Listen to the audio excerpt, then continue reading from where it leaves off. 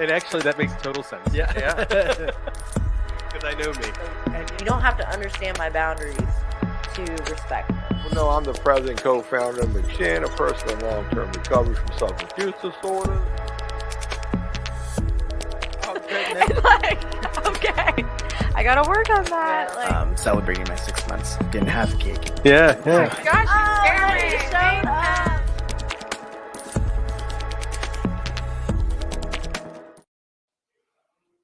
Hi, welcome to the Get in the Herd podcast by the McShin Foundation. I'm Christina Davis. I'm the Women's Program Manager here at the McShin Foundation.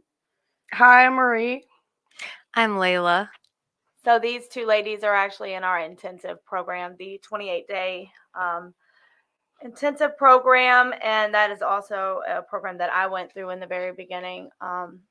Before this, I was actually telling them that when I was in intensive, I did this podcast. So let's get to know each other. Yeah. Yeah. Don't get all quiet now. Okay, I'm 21. I have a younger brother. He's 20 years old, and one of the main reasons I came to McShin was because my younger brother told me I need to go to rehab. He's been sober a year, so I kind of seen him go through this process, and because this kind of thing only happens to me, he now works at the rehab that he went to. So, he's a beast, and I love it. I love that shit. So Good. Hell yeah. I am 28 years old. I'm from Charleston, South Carolina. I'm here because my life became unmanageable. Both my parents are in recovery, long-term recovery. My mom is I want to say 35 years or something like that. My dad has been in recovery for as long as her.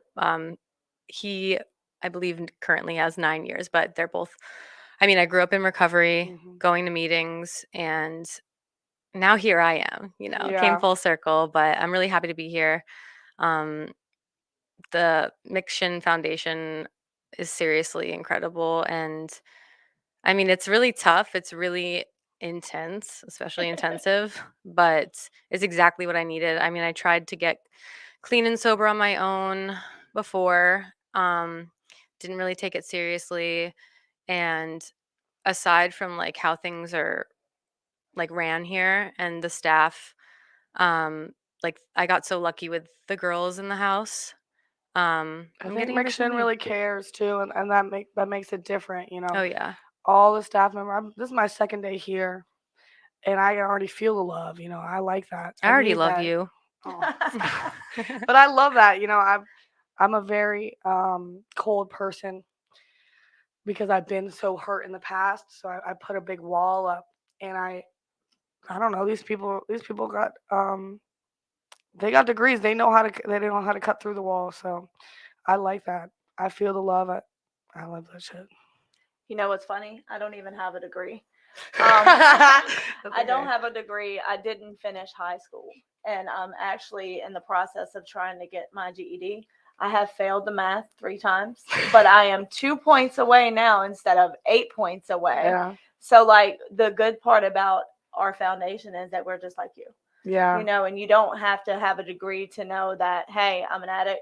I need some help. Yeah. And now what do I do about it? So to be able to come to a place that you have people surrounding you that are just like you. Yeah, and kind of makes it feel like and home. they all want to bring you up, and that matters.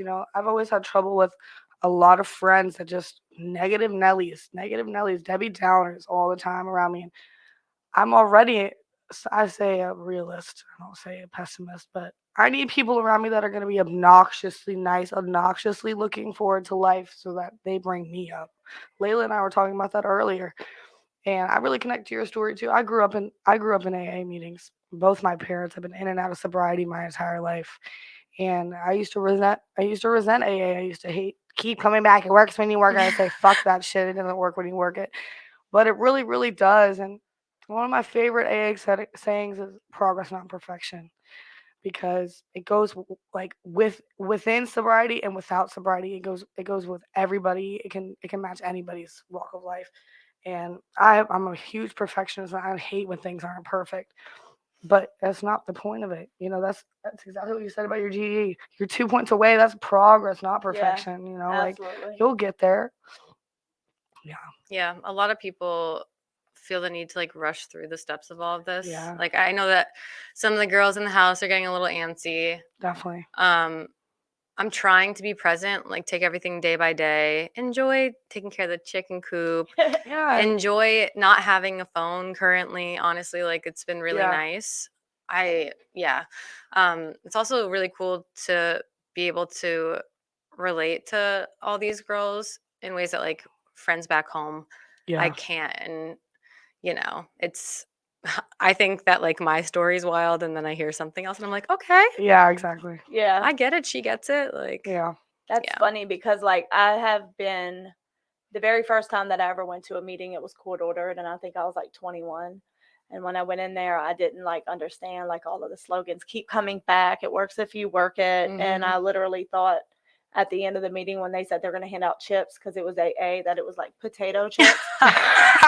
Then they were like, keep coming back, and I was like, who are these people? Like, what is wrong with you? Yeah. And they're fuck like, for my chips. yeah, let me get my chips. So basically, after time of continuously getting in trouble and going to jail, didn't make it to prison, but I made it to a DOC work camp. Mhm.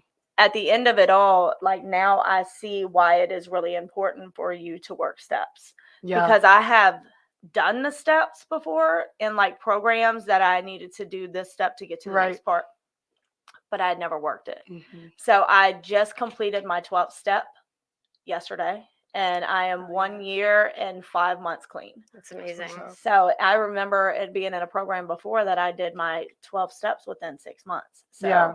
I don't think I learned anything. I learned how to write really fast and then not understand it when I was done. I think a lot of addicts, a lot of the people here have already experienced threats of you don't finish working the steps, you're gonna go to jail, you're gonna do this, and it puts a lot of fear behind the program. And that's what I think is like the most toxic part of NA, AA, or even I recently started going to this meeting, ACOC, Adult Children of Alcoholics, back at home. And that meeting is the best motherfucking meeting I've been to in my entire life. I've been to NA meetings, AA meetings. This one is geared towards kids who grew up with alcoholic parents, with addict parents, and none of them say, "Yeah, I'm an addict and I've been sober for 20 years." They don't say that. They might be, but it's not focused on that. And I loved that meeting because the focus is on how you grow as a person, like despite your childhood, despite like one of the rules there is no crosstalk when someone's sharing, because so many kids were not allowed to share their feelings when they were little. And I think Layla and I are different breeds because we grew up in these rooms. Like I never wanted to be an alcoholic or an addict because Oh, I I was grew sure I up. wasn't going to be. Me too. And my brother and I Even made when this, I was doing it. my brother and I made this little pact in high school, thinking that we're immune and that we're gonna smoke weed and never do anything else but smoke weed together. And we talked about that recently, and we're like, what the fuck were we thinking? How do we think that we were just gonna rise above the whole genetics of our family? Like we were chemically imbalanced. We were made that way. Yeah, I'm gonna be the only one that's gonna. Right. Like it's just a lie. You want to believe that. You want to be the only one who's not addicted, but there's just no way. I can't even name one family member of mine that is not an alcoholic or an addict. And it's in my chemical makeup. Like it really is. I remember the first time I ever did cocaine, I did 7 lines. And my friends are looking at me like, what the fuck? This bitch is fucking crazy. And I'm like feeling I'm on the top of the world. And that's how I knew it. Many of those things happened to me like when I was a little bit younger, like growing up in college age and stuff like that. I would have friends look at me like, this girl is from another planet. And I'll be like, yeah, I am. I don't know.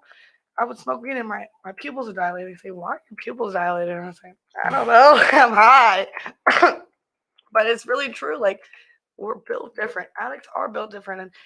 And it's very interesting to hear about everybody's different story. And you can come from the most normal background, have the most normal childhood, have 2 parents, and have a dinner every night, and still end up on the streets shooting dope. It's just that's one thing about addiction. It doesn't care. It doesn't care where you came from or what hair color you are, what race you are.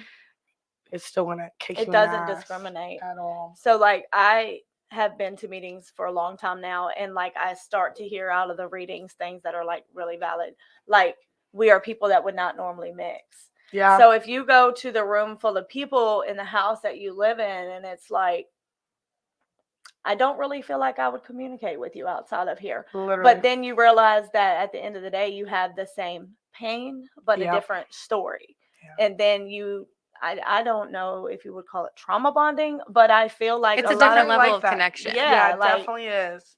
it's that we all definitely need, you know, We like need it because you can go on the street and find, a beggar, but he's not going to connect to you the way the addicts in the room do. See, my favorite thing that I've experienced so far is when people say how long you've been sober, everybody goes, "Yay, that sounds great," because that's exactly the response it should be. Yeah. I've told friends at home, I'm trying to be sober, and they've said, "Why? Ew, Why Right. would you do that?" I've lost friends because they were on. I mean, Right. when I was trying but didn't succeed to get Exactly, sober, and those are the people that I've we don't lost need in our friends. lives because those are the ones that are going to bring you back down right where Yeah. you were. I mean, it's all about like who you're surrounding yourself with. When I was in Charleston, like cocaine is like totally normal. Like, Yeah. you want a bump? Like, just second everyone nature. has it. Like, I knew. I mean, there was a point in my life when I was like, I would never. And I was definitely like a late bloomer Yeah. for my addiction to kick in. But I mean, for me, it started with a problem with alcohol, Yeah. and I considered myself to be an alcoholic only for a while, not an addict, because I was like, cocaine is nothing, and it's like Right. everyone has it all the time. Like, even though I like need it to wake me up before breakfast, it's totally normal. But I mean, yeah, you have to really want it. You And I mean, definitely my do. last go around, I didn't really. I was trying to Yeah. please other people. This time, I'm here because I want a better life and I want to succeed, and I know the potential that I have. And it's definitely a humbling experience, Definitely is. but I seriously, like, I have such a passion for recovery now, and I've only been here 2 weeks, which is Yeah. like, It seems like you've been here longer. it feels like it. Yeah. I mean, like, it was a long time coming. I mean, I knew where I was headed. Um, I I hit rock bottom several times, and then I just exhausted myself and woke up one day and I was just like, it's embarrassing. It feels embarrassing Yeah. to ask for help, but It is. Yeah. It's one I of the called my hardest things sister ever. and I was like, I think I need rehab or something. And now here I am, and I'm really, really happy. I love to see when you ladies come in and then like watch you through your process. So Yeah. like the first day compared to the second week is just like almost like night Right and in day. there. Like, Yeah. for real. I remember it when you came in. Oh, I was pissed. I wanted to be here, but I also was like, like when my mom dropped me off at the house, I was sobbing. Mariah was like, "You're gonna make me cry." I was like snotting all over myself. And I mean, I wanted to do it, but I didn't really know. I had no experience previously It's in any scary kind of too. like I know rehab. I've never been this far by myself. Right. Like I went to school. I went to Boston College. I got almost a full scholarship to go. So kind of on the opposite of where you are. I was a great kid. I was always a really good kid. I got great grades in college or high school, and then that's why I almost got a full ride to go to Boston College. I went there and I was sober for 3 months. Mm. I went to my first ever NA meeting there. It was in Newton, Mass. And I look to my right and there's a man with an ankle brace. And I'm like, okay, I'm with the drug addicts. I'm like with the addicts. And at that point, I hadn't even touched cocaine yet. I was smoking weed every day, thinking that I'm a pothead and like I'm big and hard and tough because I'm smoking weed. And like I was 19 then, so I was really young. It was 2 years ago, but from then to now, I think, and like that, I'm a completely different person from then. I was like a young little girl who had the world ahead of her, and I still have the world ahead of me, but Mhm. like the night, how naive I was and how like little I felt it's like crazy to compare it to now.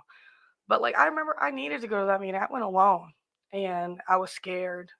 But I look around, I'm like, these are some real addicts, that man's scary. He's got Yeah, an like, I ankle don't brace belong on. here. I was like, I don't belong here. Yeah. But I will always remember that night forever for my whole life because I stepped out of my comfort zone to a place I didn't want to go. And I felt better after. Like I tried to describe this last night. Meetings and like the gym and I say church. give or take, are one of those things that when you go, you never feel bad afterwards. That's Ever. true. My boyfriend is a person that goes to the gym now, like religiously, and I did like make a pinky promise. I was like, I'll start going with you to the gym, and like I'm sluggish all the time, and I don't eat like I should because I'm working. And he's like, "Are you ever gonna go to the gym with me? I promise you'll feel better." And I'm like, it takes energy to It make does. energy, and I don't have the energy to make energy right Yeah. now. So I don't want to go, but like I just wish that I would get over my own stubbornness and just jump into it because I know I'll feel better. Just like you said, Yeah. I go to meetings sometimes. I have a home group still, I Mhm. have a sponsor, and sometimes I will like leave work, go home, sit down for a minute, and then it's time for my home group. And I want every excuse in the world Yeah, to not as to go. why I should not go to this meeting. But even though I'm coming up on 18 months sober, that's the signs that I need to look at of if I don't want to go Yeah. to a meeting or if I just don't feel like doing that. Just because I work in a field of recovery doesn't mean that I'm working on my recovery. And I had to learn Yeah. how to separate that. Yeah. It's like I don't have to go to meetings. I work here I'm all surrounded by day. it all day. Right. What is that doing for me? Exactly. If I'm giving me to you all day, it leaves me empty inside and it leaves me Yeah. needing to work on myself. So Someone, I don't remember, it might have been my brothers or somebody in the recovery system said, you'll always find an excuse. There'll always be an Always. excuse to use. And that is so fucking true. You're always going to be tired or Mhm. sad or depressed or you want to pick me up. You're always going to want that. But you have to flip it to the other side and say, I find an excuse to go to a meeting. yeah. Always find an excuse. Like I used to go to meetings when I wasn't sober because I felt better afterwards because they'd speak and I would need to hear because I sit in meetings and I think I needed to hear that. Mhm. That right there I needed to hear because people tell their stories and they also read from the big book. But whatever is said, I always think is truth. I always hear it. And the same the reason I throw church in there, I'm not a real spiritual person or not a real religious person. I don't like organized religion, but very spiritual person. I like you said earlier, nature's your thing. Me Mhm. too. Yeah. I love nature and I like to feel in touch with my higher power, and that is God. But I used to when I was young, I used to be forced to go to church in high school and stuff. I would always feel better afterwards. Yeah. I would always feel better. I would feel like lighter and like, okay, I did something. Like That's it's an great. accomplishment. Right, Yeah, and- I feel what you're saying. yeah. Like I did this, it was for you, but in the end it actually benefited me because I Exactly. learned a little something. Yeah. That's like working at a soup kitchen. Like That's you're not gratifying. helping yourself at all. But you No. feel great afterwards Yeah. because you're helping somebody else. In turn, that makes you feel better. That's actually so true. Yeah, with any of those things, I feel like the hardest part is just getting there sometimes. Yeah. Mhm. The gym, a Literally. meeting, The whatever hump. it is. Yeah. And then No. it's like, okay, I'm here.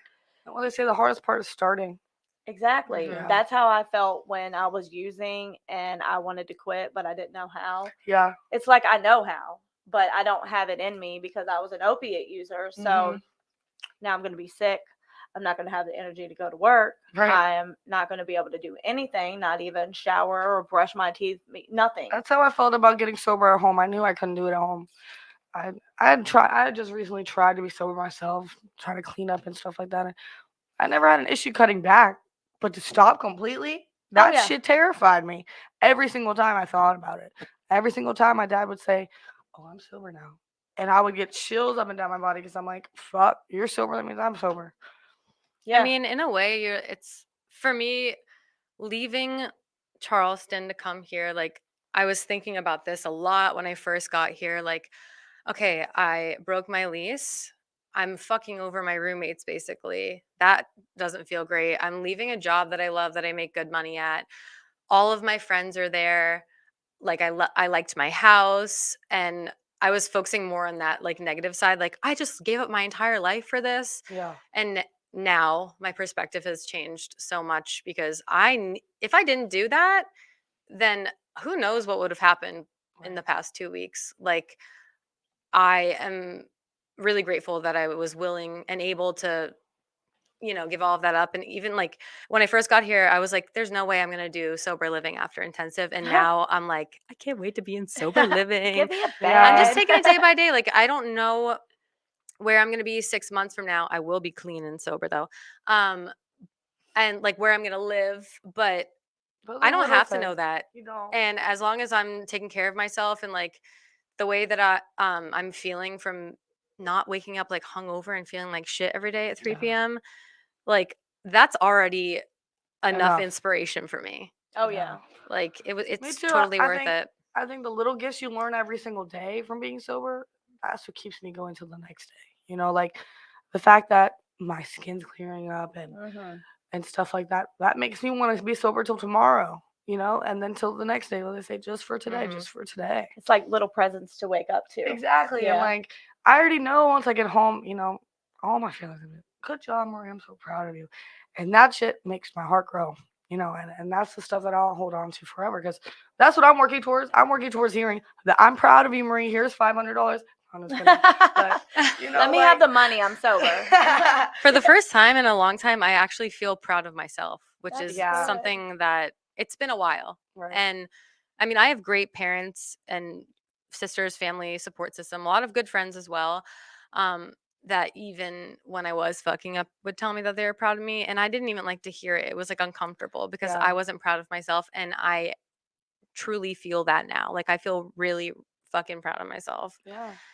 It's not easy doing this, but It's it's definitely not, and it's every day. And like Mhm. even when we leave, we're still gonna fight this battle every single day. But Yeah. like I think the difference between like shit and other institutions is they give you all the tools you need so that when you're gone, you'll know exactly how to fight that demon that you've been fighting here, you know? Yeah.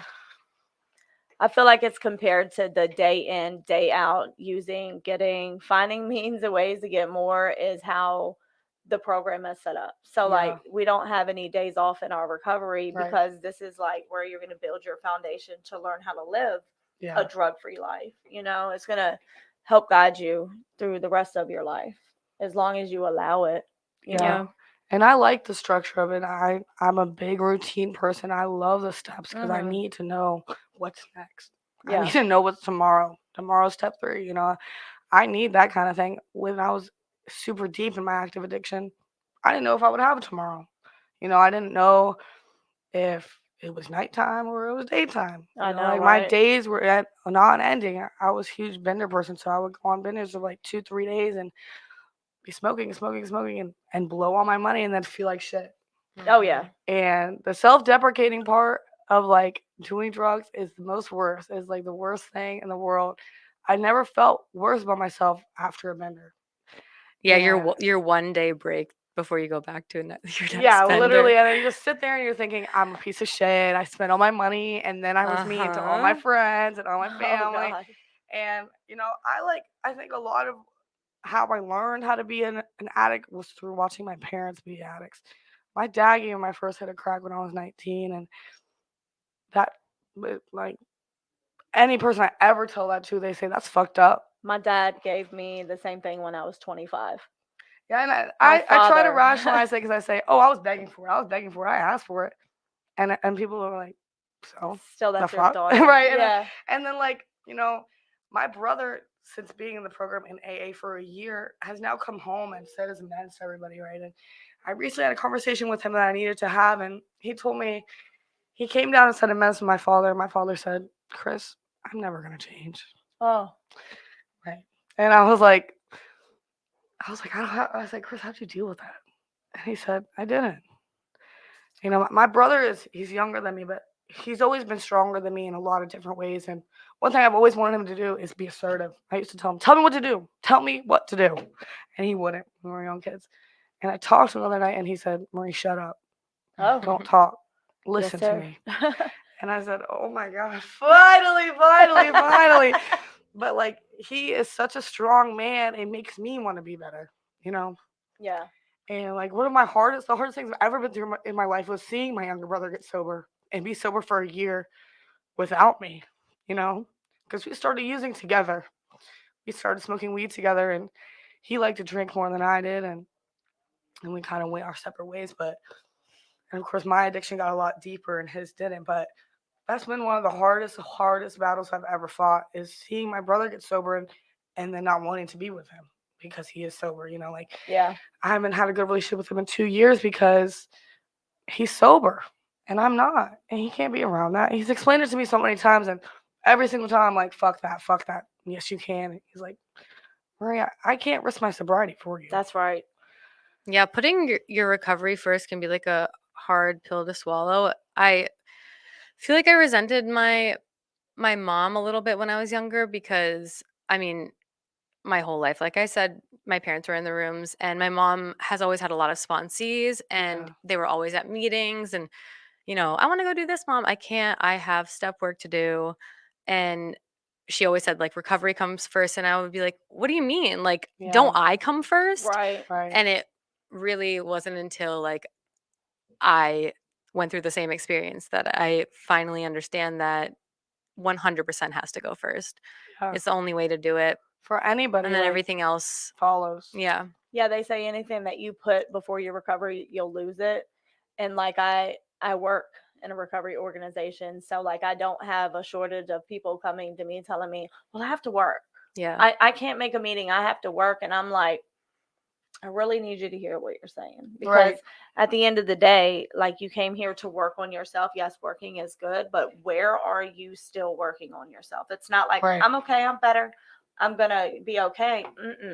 No, What are and, you gonna do in those hard situations? and then it's when, like you're you playing know, God. I'm really good at I can decipher that when it's someone else, but when it's me, I can't. Yeah, People will say, "Well, I won't use. I'm just not yeah, going to go to a meeting tonight." Well, then Yeah. how do you know? You're playing God. You think you have all the control. Then why didn't it work last time? right. You know. And I have a big trouble. I thought this term was made up by my family, control freak. I thought my family made up that term. I learned recently it's a real one. But I have a whole bunch of control freaks, and in turn, I turn into one. But I love to have my hands in every motherfucking pot on the stove. I like to control it all, but there's no way you can control it all. It's a lie you're telling yourself. Oh, I have the power. Oh, I'm making this decision. No, you're not. Yeah, Like, you're really not. And all the decisions I was making were destructive, self-destructive decisions. And it hurt so bad to see my dad. I'm like, this motherfucking addict, this dude, been in and out of smoking crack my whole life. And he was telling me that I need to go to rehab. That shit hit me hard. I said, what the fuck? But I needed to hear that. I needed to hear it exactly from him because, like my dad and my mom, I went 5 years without talking to either one of my parents, seeing them or talking to them. And I was a young girl. 14 to 18, I didn't talk to my parents or my mom or my dad. And I overcame that sober. So I think sometimes back to that and I'm like, I don't know how the fuck I had the strength to do that, but that's how I know it wasn't mine. yeah, Like something greater. something greater than me helped me get through that time because I needed to. And my brother said something to me recently. He said, we've been surviving, but it's time to live. That's right. And I said, that's so fucking true because I've been trying to just get to the end, get to the finish line and complete the task. But then you're not living, you're surviving. You're trying to get there, but you're not getting. I like you said earlier, trying to enjoy the moment. Me too. I'm trying to enjoy this vacation away from my phone and my family and my Right. job and all my obligations. Yeah, that's like exactly how I'm seeing it. taking it as a time out to work on me because I'm a huge people pleaser. I love to make sure everybody else is happy, and then I go home and I'm motherfucking miserable. I have done that many times. Yeah, it's You gotta dangerous. put yourself first for sure. Yeah, and that's what I'm trying to treat this intensive program as because 28 days is not forever. It's a month. And that's what I've told all my people. It felt I'll like be forever back. at first. It's But now I'm like, I'm Yeah. halfway through. Yeah. Yeah. Also, something interesting that I keep hearing a lot is someone was saying like, "Oh, I have a problem with alcohol." No, that's your solution. I keep hearing that. It's like a different way to think of it. Or Yeah. like alcohol and drugs. Like, I don't know. I mean, someone in a meeting was talking about like that being a trauma reaction. Like, but what Yeah. came first kind of. Right. Um and I mean, the addictive gene is strong. Yeah. But I mean, for me, I definitely used substances as a coping mechanism, Me too. which I thought were helping me. They were numbing me, whatever, and then just destroying my life. But I mean, that was my solution for so like long. people say stupid shit like, well, they made me feel good. Who doesn't like to feel good? Right. Like everybody likes to be high and feel like they're great, but there's a way to feel high without the drugs. and like Mhm. high on life and high on like future and stuff. And I felt that before I ever felt a high from a drug. And so like, I was talking to an addict recently. He just got out of jail before I got here, and he said, "Yeah, I just chased that high, just chased that euphoria feeling." And I said, "I chased the feeling without the drugs. I chased that one. Yeah. I've been chasing that one before I ever started using." And I mean, doesn't everybody wants to feel great all the time? That's just not realistic. Yeah, that's Nobody right. Nobody can feel great all the time and like they're on top of the world. But there's a way to feel like high or feel like euphoria without the drugs, you know? You know what makes me feel good is having a successful day. Yeah. Like, and what I mean by successful is getting everything done I needed to get done on my little task list, and then going to a meeting, working on some step work. I don't call my sponsor every day, you guys. I don't. She knows we have a really great relationship that that if I need you, I will reach out. But yeah. she's definitely guided me through my steps. But like a successful day for me is a day that I did not pick up. Yeah. And that gives me more of a feeling at the end of the day than any drug could have ever done. Exactly. And I never thought that would be something that's like, yay. For me. There were so many things. I was always like a drunk planner. Like I'd be like, tomorrow morning I'm gonna wake up and I'm gonna go for a jog. Right. yeah. Yeah, me And too. then I'm gonna get all this stuff done. Yeah. And I mean that never ever happened. Mm-mm. And now I wake up, I feel great. I have time to get ready and make myself feel good and look good. And I can do all those cute little fun things that I wanted to do. I like I'm not kidding, like every single night I'd be like at the bar, I'd be like, do you want to go for a walk 5 a.m. around the drive. park tomorrow? Yeah, totally, let's do that. Nobody's answering the I'd phone. wake up at 4 p.m. Oh, Yeah. shit. Yeah. But I Yeah. hated that feeling too. I would wake up at like 3 p.m. I feel like I just wasted my whole motherfucking day sleeping. Oh I yeah. feel like shit about myself. I hate that. The self-deprecating feelings, self-loathing. I hate those feelings. And I haven't felt like that one time since I stepped in this building. My parents used to call me around like 3 o'clock, and I would pretend that I was already awake. I'd be Yeah. like clear my voice, and I'd be like, "Hi, mom." I mean, she always knew. She'd be like, I "What'd know you do you just last woke up." night?" Yeah. No, I. What are you talking about? I just went for a walk. I went to the grocery I just fell asleep for a store. minute. Like the lies that came out of my Yeah. mouth.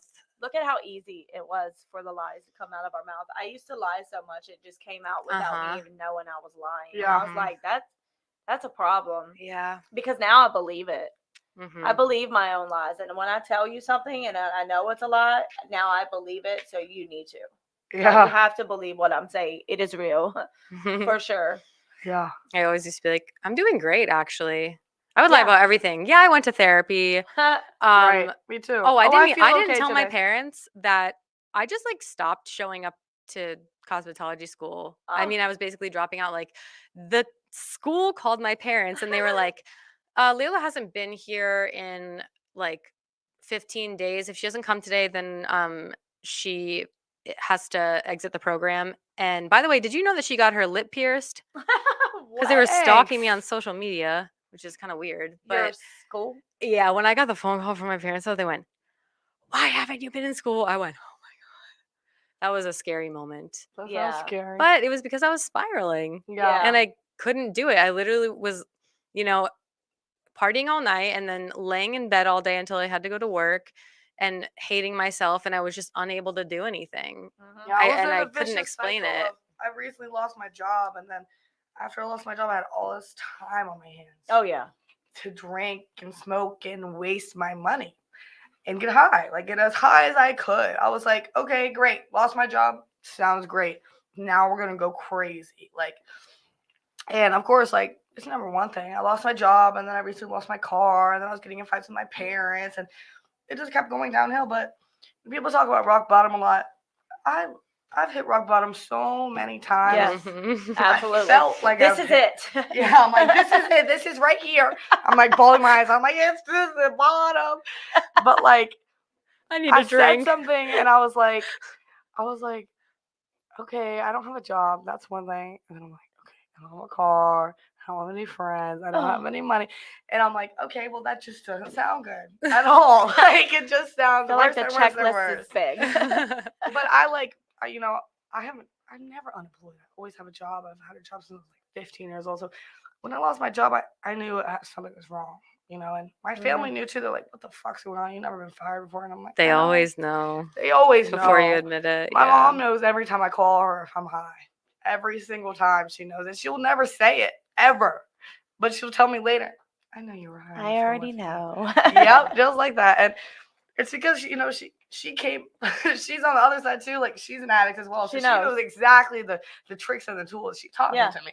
So, Oh. but I learned from watching her try to trick her family and her people. So she knows exactly how to get my ass. When I told my Okay. mom that like I was willing to go to Miction and I knew that I needed more help than I could, give to myself, she like started crying and just like, thank you so much, Layla. And I was like, damn, like you knew that I needed this help? Right. I like thought I was You being know? sneaky. Finally. Me too. I used to tell my dad, or I recently told my dad and my mom, I was like, damn, I thought I was doing a good job hiding. And they're like, no, you're not. You We weren't. are you. We all knew. And I'm like, great, wonderful. One thing about an addict or a user is we can spot it. Yeah. So like when I tried to get sober back in 2016, I went to another organization out in Louisville, Kentucky, and when I decided to run, I knew exactly where to run to so that I could get high and you're not going to judge me. Like, Yeah. you're going to give me what I want because I know that you are me. So, Right. like, what's up? I'm here. So, yeah. But anything else that y'all got? I don't think so. I think we Yeah, I think we talked a whole hit a lot lot of topics there. More than I would normally talk on camera, guys. Well, I appreciate you too. guys coming on the show. You guys did great. Thanks for Thank having you. us. A quick announcement. Sunday, October 2nd, the Miction Foundation will be celebrating the 10-year anniversary of the spiritual service. So come out and join us, 9:30 to 11. We're going to have a breakfast here. And that's pretty much it. Again, thank you guys for coming on the show. Thank Thanks you. for having us. And like and subscribe.